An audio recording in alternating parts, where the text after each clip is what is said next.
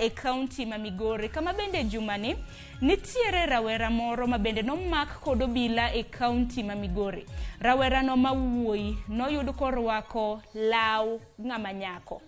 To en wuoyi, kata kamano obila nomake mane gwenge mag Awendo, nomake kanyo ka bende koro kanidayo dhoge to nowacho ni otie magawa moro, bende osebedo kata mana kotiyo tij ot. Kata kamano nitiere duol makedo ne ratiro mag oganda mano e kaunti ma Migori. Duol mong'ere kaka World Post Changer Network kotelnegi koda Ezekiel Azekena.